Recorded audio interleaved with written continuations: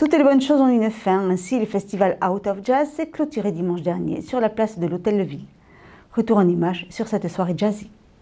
Après 3 jours de festival, cette 25e édition se terminait sur la place de l'Hôtel de Ville de Cabreton avec le collectif de musiciens The Jazz Paddlers et des invités surprises. On a un groupe qui n'était pas prévu, c'est la première surprise, un groupe landais, si je ne m'abuse, qui vient jouer des standards revus, corrigés à leur manière, réharmonisés avec une très très riche instrumentation, je trouve, vibraphone, saxophone, guitare basse, guitare, etc.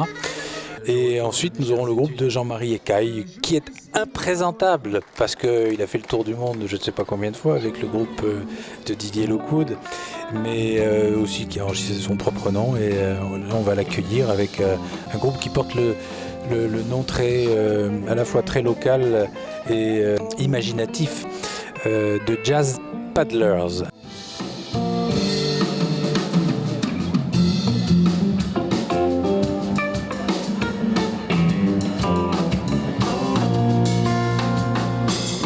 C'est un groupe que j'ai monté avec des copains musiciens, des super musiciens, mais avec la particularité que tous ces musiciens, en plus de la musique comme passion principale, on a également les sports de glisse, notamment le surf, en commun. Et c'est un groupe qui se veut évidemment basé sur le jazz, mais aussi ça peut être funk, ça peut être rock, c'est très très ouvert, quoi. Là pour l'instant on est sur le répertoire de mes premiers disques qui était plutôt fusion blues world un petit peu. Et également on fait quelques morceaux de mon tout dernier disque qui est beaucoup plus jazz pour le coup. Mais bon, on a réadapté un petit peu les morceaux évidemment. Et puis après il y a aussi des standards, on fait aussi des standards, voilà, on s'amuse quoi, c'est vraiment un terrain de jeu quoi.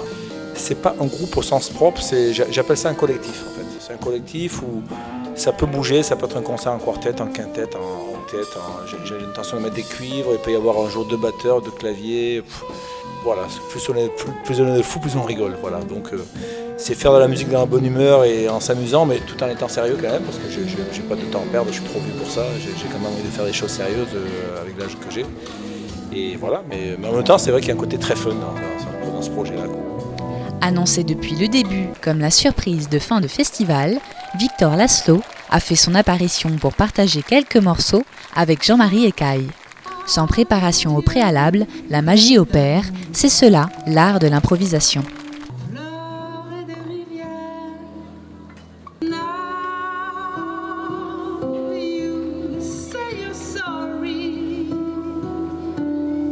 Quand on est dans le milieu du jazz, on a un répertoire en général en commun qu'on connaît tous. On arrive toujours à trouver un morceau que tout le monde connaît, sur lequel soit le saxophoniste, soit le chanteur, soit le guitariste va exposer le thème principal. Les autres vont être capables d'accompagner et après ça va devenir un terrain de jeu pour improviser là-dessus, quoi. Voilà. En général, on arrive toujours à trouver 1, 2, 3, 4 morceaux sans problème. Voilà. C'est très rare qu'on n'arrive pas à faire ça. Ça fait partie vraiment de la culture du musicien de jazz, quoi.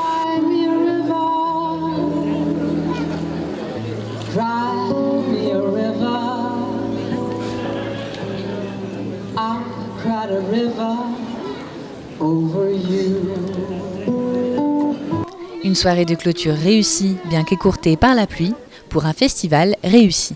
Je pense qu'on peut tous se féliciter, aussi bien ceux qui ont organisé le off que le in, puisque en termes de fréquentation, je crois que si l'on additionne tous les publics qui se sont amassés vers Out of Jazz, je crois qu'on doit être au-delà de 3000 personnes, ce qui n'est pas rien.